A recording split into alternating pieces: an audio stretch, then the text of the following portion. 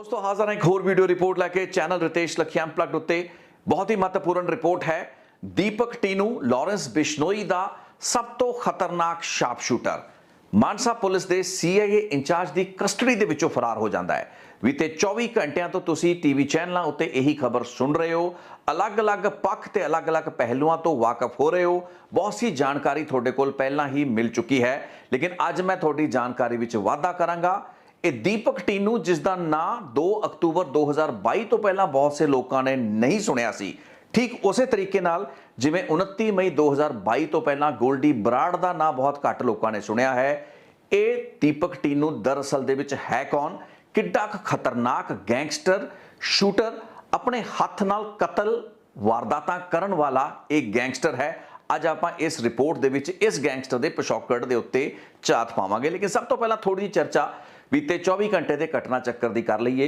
मानसा police के CIA in charge की नलायकी कहिए, कोताही कहिए कि वो इस ए कैटेगरी गैंगस्टर जिसनों की दर्जना के हिसाब नाल पुलिस कर्मचारियों की सुरक्षा कर्मचारियों की गार्ड के विच ही एक थां तो दूसरी थां तक लिजाया जाना सी, उसनूं एक निजी व्हीकल दे विच, एक गड्डी दे विच, एक होटल दे विच लिजाया जाता है ते उथों पुलिस नूं चकमा दे के एक गैंगस्टर फरार हो जाता है। दीपक टीनू उर्फ टीनू हरियाणवी या टीनू बाई जिसनूं कहा जाता है, ये कोई छोटा मोटा गैंगस्टर नहीं है, बल्कि उन्हां मुट्ठी पर गैंगस्टरां या शार्प शूटरां दे विचों आउंदा है जो कि अपने हत्थां दे नाल लोकां नूं मारदा सी, कतल करदा सी। ते लॉरेंस बिश्नोई दे गैंग दे नाल जद तो एक शूटर शार्प शूटर या गैंगस्टर मिलिया, उस तो बाद इसने एक तो बाद एक खतरनाक अपराधां दा सिलसिला तोड़िया। पंजाब दे विच बहुत वड्डे कतल दे जिहड़े केस हैगे ने इस गैंगस्टर दे खिलाफ दर्ज ने। आपां 2 दिन पहला नीरज चस्के उत्ते एक रिपोर्ट बनाई सी ते उस रिपोर्ट दे विच 2017 जुलाई दे विच जिक्र कीता सी लवी दियोड़ा दा, जिसनूं लॉरेंस बिश्नोई दे 3 गैंगस्टरां ने मारिया।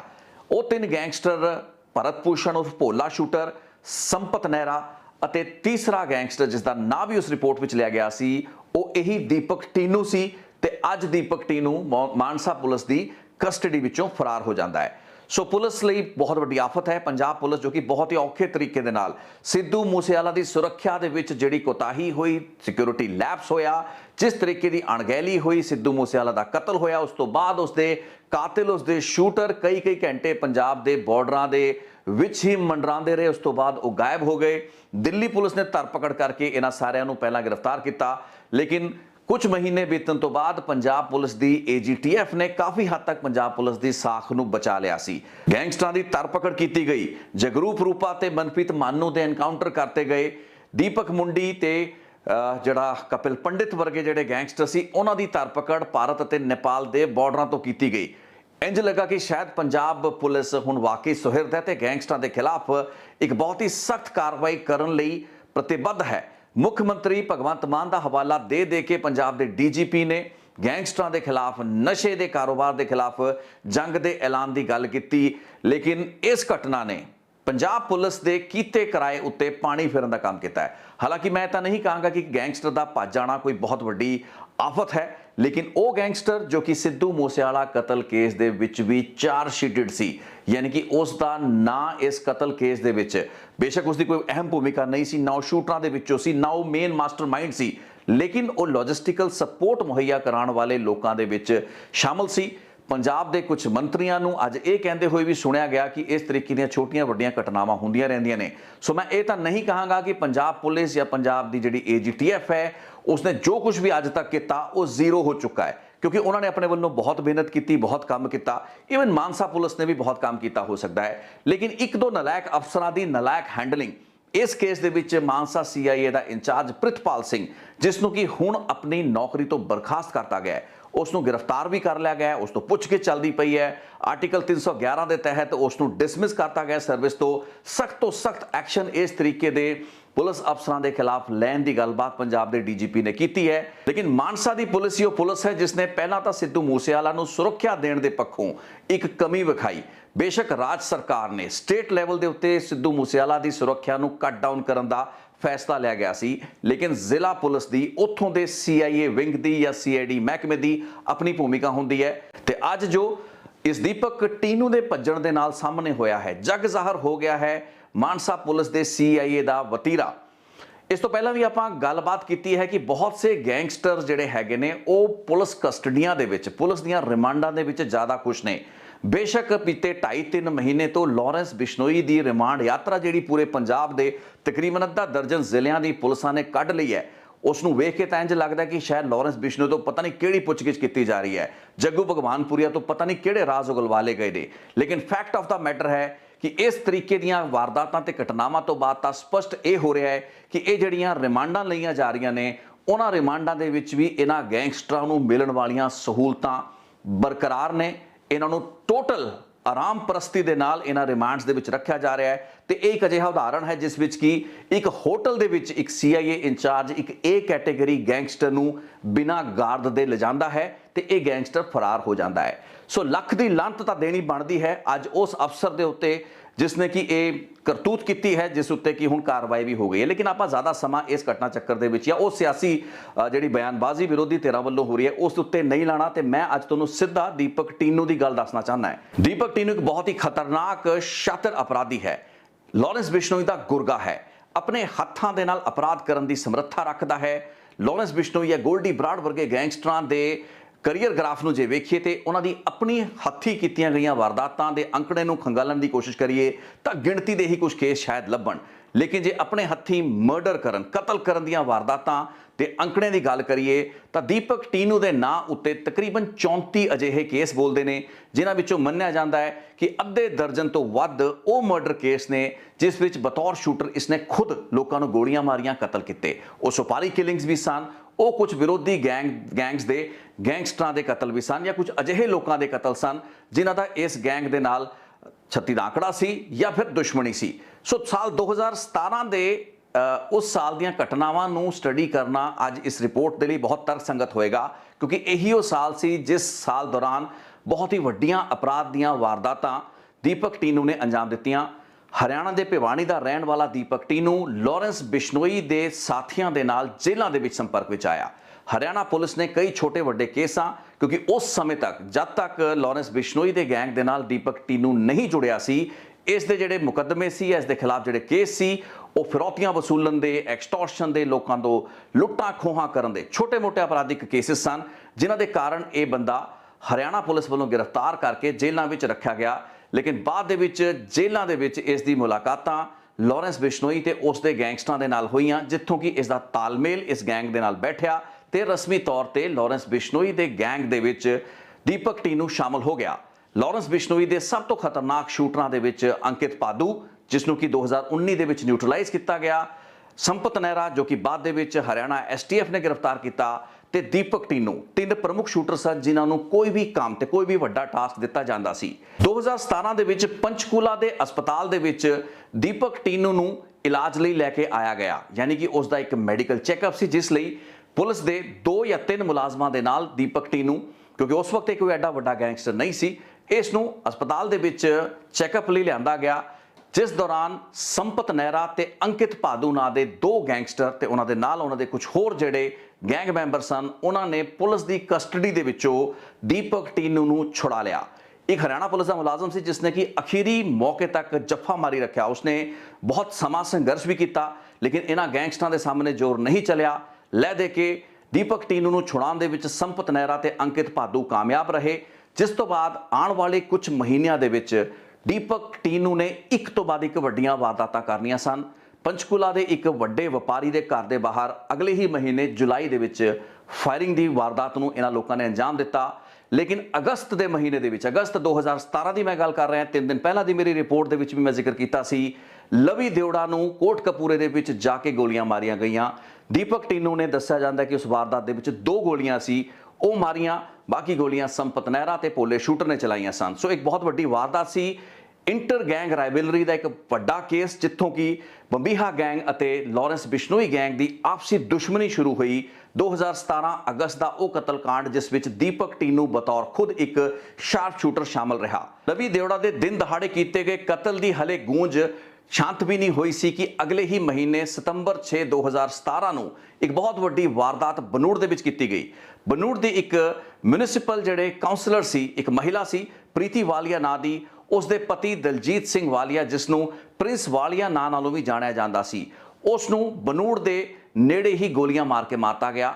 ਫੋਰਡ ਐਂਡੇਵਰ ਦੇ ਵਿੱਚ ਕੁਝ ਗੈਂਗਸਟਰ ਆਏ ਤੇ ਇਹ ਮੰਨਿਆ ਜਾਂਦਾ ਹੈ ਕਿ ਇਹ ਗੈਂਗਸਟਰਾਂ ਦਾ ਪੂਰਾ ਜਿਹੜਾ ਟੋਲਾ ਸੀ, ਉਸ ਨੂੰ ਲੀਡ ਦੀਪਕ ਟੀਨੂ ਹੀ ਕਰਦਾ ਪਿਆ ਸੀ। ਇਹ ਇੱਕ ਪੋਲੀਟੀਕਲੀ ਮੋਟੀਵੇਟਿਡ ਕੇਸ ਸੀ, ਜਿਸ ਦੇ ਵਿੱਚ ਕੀ ਬਨੂੜ ਦੇ ਜਿਹੜੇ ਮਿਊਨਿਸਪਲ ਕਾਉਂਸਲ ਦੇ ਚੇਅਰਮੈਨ ਸੀ ਨਿਰਮਲਜੀਤ ਨਿੰਮਾ ਤੇ ਉਹਨਾਂ ਦੇ ਭਰਾ ਸਮੇਤ 10 ਹੋਰਾਂ ਲੋਕਾਂ ਦੇ ਖਿਲਾਫ ਅਗਲੇ ਹੀ ਦਿਨ FIR ਰਜਿਸਟਰ ਕਰਤੀ ਗਈ ਸੀ। ਲੇਕਿਨ ਬਾਅਦ ਦੇ ਵਿੱਚ ਜਦੋਂ ਤਫਤੀਸ਼ ਅੱਗੇ ਤੁਰੀ ਤਾਂ ਪਤਾ ਲੱਗਾ ਕਿ ਇਸ ਦੇ ਵਿੱਚ ਲਾਰੈਂਸ ਬਿਸ਼ਨੋਈ ਦਾ ਗੈਂਗ ਤੇ ਦੀਪਕ ਟੀਨੂ ਖੁਦ ਡਾਇਰੈਕਟਲੀ ਇਨਵੋਲਵ ਸਨ। ਇੱਕ ਬਹੁਤ ਹੀ ਨਾਟਕੀ ਤਰੀਕੇ ਨਾਲ ਕੀਤਾ ਗਿਆ ਕਤਲ ਸੀ। ਪਹਿਲਾਂ ਤਾਂ ਜਿਹੜਾ ਦਲਜੀਤ ਸਿੰਘ ਵਾਲੀਆ ਸੀ ਉਸ ਨੂੰ ਗੋਲੀਆਂ ਮਾਰੀਆਂ ਗਈਆਂ, ਫਿਰ ਇਸ ਫੋਰਡ ਐਂਡੇਵਰ ਜੋ ਕਿ ਚੋਰੀ ਦੀ ਫੋਰਡ ਐਂਡੇਵਰ ਸੀ ਖੋਈ ਗਈ ਸੀ, ਉਸ ਦੇ ਵਿੱਚ ਵਾਰਦਾਤ ਕਰਨ ਤੋਂ ਬਾਅਦ ਇਹ ਲੋਕ ਭੱਜੇ। ਬਾਅਦ ਦੇ ਵਿੱਚ ਇਹਨਾਂ ਨੇ 2 ਹੋਰ ਲੋਕਾਂ ਤੋਂ ਉਹਨਾਂ ਦੇ ਜਿਹੜੇ 4 ਵੀਲਰ ਸੀ ਉਹਨਾਂ ਨੂੰ ਖੋਹਣ ਦੀ ਕੋਸ਼ਿਸ਼ ਕੀਤੀ, ਉਹਨਾਂ ਤੇ ਗੋਲੀਆਂ ਚਲਾਈਆਂ। ਬਾਅਦ ਦੇ ਵਿੱਚ ਇੱਕ ਸਵਿਫਟ ਕਾਰ ਨੂੰ ਖੋਹਣ ਦੇ ਵਿੱਚ ਕਾਮਯਾਬ ਹੋਏ ਤੇ ਇਹ ਲੋਕ ਡੇਰਾ ਬੱਸੀ ਦੇ ਰਸਤੇ ਕਿਸੇ ਹੋਰ ਪਾਸੇ ਨਿਕਲ ਗਏ। ਇਹ ਦੂਸਰਾ ਵੱਡਾ ਕਤਲ ਸੀ ਜੋ ਕਿ ਦੀਪਕ ਟੀਨੂ ਨੇ ਅਗਸਤ ਦੇ ਲਵੀ ਦਿਓੜਾ ਕਤਲ ਤੋਂ ਬਾਅਦ ਅੰਜਾਮ ਦਿੱਤਾ। ਅਗਲੇ ਕੁਝ ਮਹੀਨਿਆਂ ਦੇ ਵਿੱਚ ਇਹਨਾਂ ਦੀ ਵਾਰਦਾਤਾਂ ਜਾਰੀ ਰਹੀਆਂ, ਲੇਕਿਨ 21 ਨਵੰਬਰ ਨੂੰ ਮੋਹਾਲੀ ਪੁਲਿਸ ਇਸੇ ਦਲਜੀਤ ਸਿੰਘ ਵਾਲੀਆ ਦੇ ਕਤਲ ਕੇਸ ਦੀ ਤਫਤੀਸ਼ ਕਰਦਾ ਹੋਇਆ ਪਹੁੰਚ ਗਿਆ ਇਹਨਾਂ ਗੈਂਗਸਟਰਾਂ ਤੱਕ। ਯਾਨੀ ਕਿ ਦੀਪਕ ਟੀਨੂ ਤੇ ਨਰੇਸ਼ ਅਬੋਹਰ ਇੱਕ ਹੋਰ ਬਹੁਤ ਹੀ ਖਤਰਨਾਕ ਲਾਰੈਂਸ ਬਿਸ਼ਨੋਈ ਗੈਂਗ ਦਾ ਗੈਂਗਸਟਰ ਤੇ ਸ਼ੂਟਰ ਰਿਹਾ ਹੈ, ਜਿਸ ਦਾ ਜ਼ਿਕਰ ਮੈਂ ਆਉਣ ਵਾਲੇ ਦਿਨਾਂ ਦੇ ਵਿੱਚ ਇੱਕ ਹੋਰ ਰਿਪੋਰਟ ਦੇ ਵਿੱਚ ਇੱਕ ਬਹੁਤ ਵੱਡੇ ਖੁਲਾਸੇ ਦੇ ਵਿੱਚ ਕਰਾਂਗਾ। ਅੱਜ ਜ਼ਿਆਦਾ ਮੈਂ ਇਸ ਡਿਟੇਲ ਵਿੱਚ ਨਹੀਂ ਜਾਂਦਾ, ਲੇਕਿਨ ਨਰੇਸ਼ ਅਬੋਹਰ ਤੇ ਦੀਪਕ ਟੀਨੂ ਸਮੇਤ ਤਕਰੀਬਨ 6 ਹੋਰ ਗੈਂਗਸਟਰ ਸਨ ਜੋ ਕਿ ਦਿੱਲੀ ਦੇ ਦਵਾਰਕਾ ਇਲਾਕੇ ਦੇ ਥਾਣਾ ਪੈਂਦਾ ਹੈ ਬਿੰਦਾਪੁਰ, ਉੱਥੇ ਇੱਕ ਫਲੈਟ ਨੰਬਰ 204 ਦੇ ਵਿੱਚ ਰਹਿ ਰਹੇ ਸਨ। ਮੋਹਾਲੀ ਪੁਲਿਸ ਦੇ ਤਕਰੀਬਨ 1 ਦਰਜਨ ਤੋਂ ਜ਼ਿਆਦਾ ਜਿਹੜੇ ਪੁਲਿਸ ਕਰਮਚਾਰੀ ਜੋ ਕਿ ਹਥਿਆਰਾਂ ਦੇ ਨਾਲ ਲੈਸ ਹੁੰਦੇ ਨੇ, ਦਿੱਲੀ ਪੁਲਿਸ ਦੇ ਸੰਬੰਧਿਤ ਥਾਣੇ ਦੇ ਮੁਲਾਜ਼ਮਾਂ ਦੇ ਨਾਲ ਇਸ ਫਲੈਟ ਨੂੰ ਦਵਾਰਕਾ ਦੇ ਇਸ ਫਲੈਟ ਨੂੰ ਘੇਰਾ ਪਾ ਲੈਂਦੇ ਨੇ ਤੇ ਇਹਨਾਂ ਗੈਂਗਸਟਰਾਂ ਨੂੰ ਬਾਹਰ ਆਉਣ ਦੀ ਚੇਤਾਵਨੀ ਦਿੱਤੀ ਜਾਂਦੀ ਹੈ। ਅੰਦਰੋਂ ਦੀਪਕ ਟੀਨੂ ਅਤੇ ਨਰੇਸ਼ ਅਬੋਹਰ ਵੱਲੋਂ ਤਾਬੜਤੋੜ ਫਾਇਰਿੰਗ ਸ਼ੁਰੂ ਹੋ ਜਾਂਦੀ ਹੈ। ਦੀਪਕ ਟੀਨੂ ਇਸ ਪੂਰੀ ਦੀ ਪੂਰੀ ਵਾਰਦਾਤ ਦੇ ਵਿੱਚ ਨਿਕਲਣ ਦੇ ਵਿੱਚ ਭੱਜਣ ਦੇ ਵਿੱਚ ਕਾਮਯਾਬ ਹੁੰਦਾ ਹੈ। ਇਸ ਫਲੈਟ ਨੂੰ ਸਕੇਲ ਕਰਕੇ ਉਹ ਕੰਧ ਟੱਪ ਕੇ ਨਿਕਲ ਜਾਂਦਾ ਹੈ। ਇਸ ਪੂਰੇ ਪ੍ਰੋਸੈਸ ਦੇ ਵਿੱਚ ਉਹਦਾ ਗੋਡਾ ਲੈ ਜਾਂਦਾ ਹੈ। ਲੇਕਿਨ ਬਾਕੀ ਦੇ ਜਿਹੜੇ 5 ਗੈਂਗਸਟਰ ਸਨ ਨਰੇਸ਼ ਅਬੋਹਰ ਸਮੇਤ ਉਹਨਾਂ ਨੂੰ ਪੰਜਾਬ ਦੀ ਮੋਹਾਲੀ ਪੁਲਿਸ ਗ੍ਰਿਫਤਾਰ ਕਰਨ ਦੇ ਵਿੱਚ ਕਾਮਯਾਬ ਹੁੰਦੀ ਹੈ। ਲੇਕਿਨ ਦੀਪਕ ਟੀਨੂ ਤਾਂ ਇਹ ਦੂਸਰਾ ਐਸਕੇਪ ਹੁੰਦਾ ਹੈ। ਨਵੰਬਰ 2017 ਦੇ ਦਵਾਰਕਾ ਦੇ ਡੇਰਿੰਗ ਐਸਕੇਪ ਤੋਂ ਬਾਅਦ ਅਗਲੇ ਹੀ ਮਹੀਨੇ ਦਸੰਬਰ 2017 ਦੇ ਵਿੱਚ ਹਰਿਆਣਾ ਦੀ ਭਿਵਾਨੀ ਪੁਲਿਸ ਨੇ ਦੀਪਕ ਟੀਨੂ ਨੂੰ ਬੈਂਗਲੁਰੂ ਤੋਂ ਗ੍ਰਿਫਤਾਰ ਕਰ ਲਿਆ। 5.5 ਤੇ 6 ਮਹੀਨੇ ਦਾ ਸਮਾਂ ਸੀ ਜਦੋਂ ਦੀਪਕ ਟੀਨੂ ਪੰਚਕੂਲਾ ਦੇ ਹਸਪਤਾਲ ਤੋਂ ਭੱਜਣ ਤੋਂ ਬਾਅਦ ਤੋਂ ਲੈ ਕੇ ਬੈਂਗਲੁਰੂ ਦੀ ਗ੍ਰਿਫਤਾਰੀ ਤੱਕ ਇਹ ਜੇਲ੍ਹ ਤੋਂ ਬਾਹਰ ਰਿਹਾ ਤੇ ਇਸ ਦੌਰਾਨ ਇਸ ਨੇ ਆਪਣੀ ਕ੍ਰਾਈਮ ਦੀ ਜਿਹੜੀ ਹਿਸਟਰੀ ਸ਼ੀਟ ਸੀ ਉਸ ਨੂੰ ਹੋਰ ਲੰਬਾ ਚੌੜਾ ਕਰ ਲਿਆ। ਅੱਧੇ ਦਰਜਨ ਤੋਂ ਵੱਧ ਸੰਗੀਨ ਅਪਰਾਧ ਇਸ ਨੇ ਇਸ ਵਕਫੇ ਦੇ ਦੌਰਾਨ ਕੀਤੇ, ਜਿਸ ਵਿੱਚ ਕਈ ਗੰਭੀਰ ਕਤਲ ਦੀਆਂ ਵਾਰਦਾਤਾਂ ਸ਼ਾਮਲ ਸਨ। ਦਲਜੀਤ ਸਿੰਘ, ਪ੍ਰਿੰਸ ਵਾਲੀਆ ਅਤੇ ਲਵੀ ਦਿਓੜਾ ਦੇ ਕਤਲ ਵੀ ਇਸੇ ਫਹਿਰਿਸਤ ਦੇ ਵਿੱਚ ਸਨ। ਦਸੰਬਰ 2021 ਤੋਂ ਲੈ ਕੇ 1 ਤੇ 2 ਅਕਤੂਬਰ 2022 ਦੀ ਦਰਮਿਆਨੀ ਰਾਤ ਤੱਕ ਜਦ ਤੱਕ ਇਹ ਗੈਂਗਸਟਰ ਦੀਪਕ ਟੀਨੂ ਮਾਨਸਾ ਪੁਲਿਸ ਦੀ ਕਸਟਡੀ ਵਿੱਚੋਂ ਭੱਜ ਨਹੀਂ ਗਿਆ, ਇਸ ਨੇ ਹਰਿਆਣਾ ਤੇ ਪੰਜਾਬ ਦੀਆਂ ਕਈ ਜੇਲ੍ਹਾਂ ਦੇ ਵਿੱਚ ਸਮਾਂ ਕੱਟਿਆ। ਅੰਬਾਲਾ ਜੇਲ੍ਹ ਵਿੱਚ ਰਹਿਣ ਤੋਂ ਬਾਅਦ ਪਹਿਲੀ ਜਿਹੜੀ ਪੰਜਾਬ ਦੀ ਜੇਲ੍ਹ ਦੇ ਵਿੱਚ ਦੀਪਕ ਟੀਨੂ ਆਇਆ ਸੀ ਉਹ ਸੀ ਰੋਪੜ ਦੀ ਜੇਲ੍ਹ। ਰੋਪੜ ਦੀ ਜੇਲ੍ਹ ਦੇ ਵਿੱਚ ਵਿਰੋਧੀ ਗੈਂਗ ਦੇ 2 ਗੈਂਗਸਟਰ ਇਸ ਤੇ ਗਲੇ ਪੈ ਗਏ, ਯਾਨੀ ਕਿ ਇਸ ਉੱਤੇ ਹਮਲਾ ਕੀਤਾ। ਇੱਕ ਗੈਂਗਸਟਰ ਜਿਸ ਦਾ ਨਾਮ ਭੂਤ ਦੱਸਿਆ ਜਾਂਦਾ ਹੈ, ਉਸ ਵੱਲੋਂ ਕੋਸ਼ਿਸ਼ ਕੀਤੀ ਗਈ ਕਿ ਦੀਪਕ ਟੀਨੂ ਜੋ ਕਿ ਲਾਰੈਂਸ ਬਿਸ਼ਨੋਈ ਦਾ ਗੁਰਗਾ ਸੀ, ਉਸ ਦਾ ਮੇਨ ਹਿਟਮੈਨ ਸੀ, ਉਸ ਨੂੰ ਟਾਰਗੇਟ ਕੀਤਾ ਜਾਏ। ਲੇਕਿਨ ਇਸ ਹਮਲੇ ਦੇ ਵਿੱਚ ਵੀ ਦੀਪਕ ਟੀਨੂ ਬਚ ਗਿਆ, ਜਿਸ ਤੋਂ ਬਾਅਦ ਇਸ ਦੀ ਜੇਲ੍ਹ ਬਦਲ ਕੇ ਲੁਧਿਆਣਾ ਕਰਤੀ ਗਈ। ਲੁਧਿਆਣਾ ਜੇਲ੍ਹ ਦੇ ਵਿੱਚ ਬਿਨੀ ਗੁਜਰ ਨਾਂ ਦੇ ਇੱਕ ਹੋਰ ਗੈਂਗਸਟਰ ਦੇ ਨਾਲ ਇਸ ਦੀ ਮੁਲਾਕਾਤ ਹੁੰਦੀ ਹੈ ਤੇ ਲੁਧਿਆਣਾ ਜੇਲ੍ਹ ਦਾ ਜਿਹੜਾ ਮਾਹੌਲ ਦੇਖਣ ਤੋਂ ਬਾਅਦ ਦੀਪਕ ਟੀਨੂ ਡਰੱਗਸ ਦੇ ਕਾਰੋਬਾਰ ਦੇ ਵਿੱਚ ਵੀ ਇਨਵੋਲਵ ਹੋਇਆ। ਜੇਲ੍ਹ ਦੇ ਵਿੱਚ ਹੀ ਨਸ਼ੇ ਦੀ ਜਿਹੜੀ ਸਪਲਾਈ ਸੀ ਖੁੱਲੀ ਸੀ। ਇਹ ਸਮਝ ਵਿੱਚ ਆ ਰਿਹਾ ਸੀ ਕਿ ਬਹੁਤ ਸੇ ਜਿਹੜੇ ਵੱਡੇ ਗੈਂਗਸਟਰ ਉਸ ਜੇਲ੍ਹ ਦੇ ਵਿੱਚ ਬੰਦ ਸਨ, ਉਹ ਜੇਲ੍ਹ ਦੇ ਵਿੱਚ ਹੀ ਨਸ਼ੇ ਦੀ ਸਪਲਾਈ ਕਰਕੇ ਲੱਖਾਂ ਰੁਪਏ ਕਮਾ ਰਹੇ ਹੈਗੇ ਨੇ। ਸੋ ਇਸੇ ਧੰਦੇ ਨੂੰ ਦੀਪਕ ਟੀਨੂ ਨੇ ਵੀ ਫੜਿਆ ਤੇ ਆਉਣ ਵਾਲੇ ਕਈ ਸਾਲਾਂ ਤੱਕ ਪੰਜਾਬ ਦੀਆਂ ਵੱਖ-ਵੱਖ ਜੇਲ੍ਹਾਂ ਦੇ ਵਿੱਚ ਬੈਠ ਕੇ ਨਾ ਸਿਰਫ ਜੇਲ੍ਹਾਂ ਦੇ ਅੰਦਰ ਦੀ ਨਸ਼ੇ ਦੀ ਸਪਲਾਈ ਬਲਕਿ ਬਾਹਰ ਵੀ ਨਸ਼ੇ ਦੀ ਸਪਲਾਈ ਦਾ ਕਾਰੋਬਾਰ ਇਸਨੇ ਕੀਤਾ। ਰੋਪੜ ਅਤੇ ਲੁਧਿਆਣਾ ਦੀ ਜੇਲ੍ਹਾਂ ਤੋਂ ਇਲਾਵਾ ਦੀਪਕ ਟੀਨੂ ਨੇ ਪੰਜਾਬ ਦੀਆਂ ਕਈ ਹੋਰ ਜੇਲ੍ਹਾਂ ਵੇਖੀਆਂ, ਜਿਨ੍ਹਾਂ ਵਿੱਚ ਕਪੂਰਥਲਾ, ਗੋਇੰਦਵਾਲ ਸਾਹਿਬ ਦੀਆਂ ਜੇਲ੍ਹਾਂ ਸ਼ਾਮਲ ਸਨ। ਕੁਝ ਹੀ ਹਫ਼ਤੇ ਪਹਿਲਾਂ ਰਿਪੋਰਟਸ ਆਈਆਂ ਸਨ ਕਿ ਦੀਪਕ ਟੀਨੂ ਦੀ ਕਸਟਡੀ ਵਿੱਚੋਂ 2 ਮੋਬਾਈਲ ਫੋਨ ਬਰਾਮਦ ਹੋਏ। ਉਸ ਵਕਤ ਜਦੋਂ ਕਿ ਸਿੱਧੂ ਮੂਸੇਵਾਲਾ ਨੂੰ ਮਾਰਨ ਵਾਲੇ ਸ਼ੂਟਰਾਂ ਵਿੱਚੋਂ ਬੋਲੇਰੋ ਮੋਡਿਊਲ ਦਾ ਮੇਨ ਜਿਹੜਾ ਮੁਖੀਆ ਸੀ ਪ੍ਰਿਵਰਤ ਫੌਜੀ ਵੀ ਉਸ ਜੇਲ੍ਹ ਦੇ ਵਿੱਚ ਦੀਪਕ ਟੀਨੂ ਦੇ ਨਾਲ ਸੀ। ਦੀਪਕ ਟੀਨੂ ਦੀ ਕਸਟਡੀ ਵਿੱਚੋਂ 2 ਮੋਬਾਈਲ ਫੋਨ ਬਰਾਮਦ ਕੀਤੇ ਗਏ। ਪੰਜਾਬ ਦੀ ਜੇਲ੍ਹਾਂ ਦਾ ਹਾਲ ਹੈ ਤੇ ਪੰਜਾਬ ਦੇ ਜੇਲ੍ਹ ਮੰਤਰੀ ਜਿਹੜੇ ਬੜੇ ਵੱਡੇ ਦਾਅਵੇ ਠੋਕਦੇ ਪਏ ਸੀ ਕਿ ਜੇਲ੍ਹਾਂ ਦੇ ਵਿੱਚ ਅਸੀਂ ਫੋਨ ਬੰਦ ਕਰ ਦਿਆਂਗੇ, ਜੈਮਰ ਲਾ ਦਿਆਂਗੇ, ਸਿਗਨਲ ਬੰਦ ਕਰ ਦਿਆਂਗੇ। ਸੋ ਗੋਇੰਦਵਾਲ ਸਾਹਿਬ ਦੀ ਜੇਲ੍ਹ ਦੇ ਵਿੱਚੋਂ ਰਿਕਵਰੀ ਹੁੰਦੀ ਹੈ ਤੇ ਉਸ ਤੋਂ ਬਾਅਦ ਇਹਨਾਂ ਦਾ ਜੇਲ੍ਹ ਟ੍ਰਾਂਸਫਰ ਕੀਤੀ ਜਾਂਦੀ ਹੈ। ਦੱਸਿਆ ਗਿਆ कि मानसा पुलिस ने इसकी कस्टडी सी कीती सी, क्योंकि बेशक सिद्धू मूसेवाला कतल केस दे विच बतौर एक शूटर या जिहड़े एक्टिव प्लानर के रूप विच इसकी भूमिका उड्डी प्रमुख नहीं सी, लेकिन दीपक टीनू इस पूरी की पूरी कॉन्स्पिरेसी के दौरान इन पिक्चर रहा तो उसने इस कतल केस दे विच भी अहम भूमिका निभाई हो सकती है। दीपक टीनू हुण फरार हो चुका है, मानसा पुलिस के अफसरों उत्ते गाज डिग चुकी है। दूसरे पासे लॉरेंस बिश्नोई के गैंग ने अपनी सोशल मीडिया पोस्ट के जरिए खदशा जताया है। ईवन लॉरेंस बिश्नोई के वकील जो कि दीपक टीनू के भी वकील ने, विशाल चोपड़ा, उन्होंने भी एक मैसेज सुनने को तुसीं देखा होएगा, सुनिया होएगा। उस विच कह रहे हैं ने कि पंजाब पुलिस कोई वधीक ही कर सकती है, इनकाउंटर दीपक टीनू का किया जा सकता है। सो ये तो गल्लां बातां इन्हां गैंगस्टरां दी अक्सर रहिंदियां ने कि इन्हां नूं खदशे नज़र आउंदे ने, लेकिन दीपक टीनू जिस तरीके दे नाल पुलिस की कस्टडी विचों भज्जिया है, पंजाब पुलिस ने अपने ही सीआई इंचार्ज नूं जिस तरीके दे नाल बर्खास्त किया है, तो जिहड़ी फजीहत का सामना, जिहड़ी तौहमत इस वक्त पंजाब पुलिस उत्ते लगदी पई है, जो इल्जाम पंजाब पुलिस उत्ते लगदे पए ने, जिन्हां दी गरमाहट पंजाब सरकार नूं भी महसूस हो रही है, उस पूरी की पूरी स्थिति नूं समझ के तो नहीं लगता कि पंजाब पुलिस का मकसद दीपक टीनू नूं पहलां कस्टडी विचों भजा के उसका एनकाउंटर शो करना है, उसका एनकाउंटर करना है। क्योंकि जे इस एनकाउंटर नूं करन तो बाद पंजाब पुलिस के 4 नंबर बनते होण तां ओह इस एनकाउंटर लई होर भी गैंगस्टर जो कि उन्हां दी ही कस्टडी विच हैगे ने, उन्होंने क्यों नहीं चुन सकते। खुद लॉरेंस बिश्नोई, जग्गू भगवानपुरिया, प्रियव्रत फौजी, ये सारे के सारे गैंगस्टर्स बस पंजाब पुलिस की कस्टडी विच ने। इन्हों भजा के इस तरीके भज्या होया दिखा के इन्होंने एनकाउंटर भी किए जा सकते हैं, तो ज़्यादा जी शोहरत है पंजाब पुलिस को मिलेगी। सो ये उस तरीके का केस नहीं लग रहा। ये वाकई दे विच दीपक टीनू वो शातिर अपराधी जो कि जून 2017 के भजदा है हरियाणा पुलिस की कस्टडी विचों, नवंबर 2017 के भजदा है एक वड्डे वड्डे पुलिस के घेरे तो, उही गैंगस्टर तीसरी बार फरार होया है। तो इसका जेल तो बाहर रहना, आज़ाद रहना एक बहुत बड़ा खतरा है, साडे समाज लई खतरा है, तमाम लोगों लई खतरा है जो कि पंजाब के हालात नूं सुधरदा होया वेखना चाहते हैं। क्योंकि जे लॉरेंस बिश्नोई का एडा खतरनाक शूटर, शार्प शूटर इस वक्त मैदान में आ जाता है तो वह विरोधी गैंग्स लिए भी बहुत दिक्कतां खड़ियां कर देगा। तो इस गैंगस्टर का, इस शूटर का तो रिकॉर्ड ही रहा है कि 5.5-6 महीनों के अपने बहुत घट समय जिस दौरान ये भज्या रहा 2017 में, इसने बहुत ही ज़्यादा वड्डे पद्धर की हाई स्केल दियां किलिंग्स कीतियां, वारदातां कीतियां। So Deepak Tinu is not a normal criminal, ये बहुत ही खतरनाक क्रिमिनल है जिसका इस वक्त फड़िया जाना प्रायोरिटी है पंजाब पुलिस की। AGTF दी ते अधिकारी, पुलिस कर्मचारी, मुलाजम लगे हुए ने। पुलिस ਦੀਆਂ कमजोरियां, खामियां ते नालायकियां उत्ते चर्चा ਲਈ ਸਾਡੇ ਕੋਲ ਹੋਰ भी बहुत मौके मिलणगे, लेकिन मैनू लगा कि अज की रिपोर्ट ਦੇ ਵਿੱਚ ਆਪਾਂ उस खतरे ਨੂੰ समझिए जो कि अजिहे खतरनाक अपराधियों के सड़कों उत्ते खुलेआम घुमदे रहन नाल साडे समाज नूं है, जिस तो बचन की अज लोड़ है।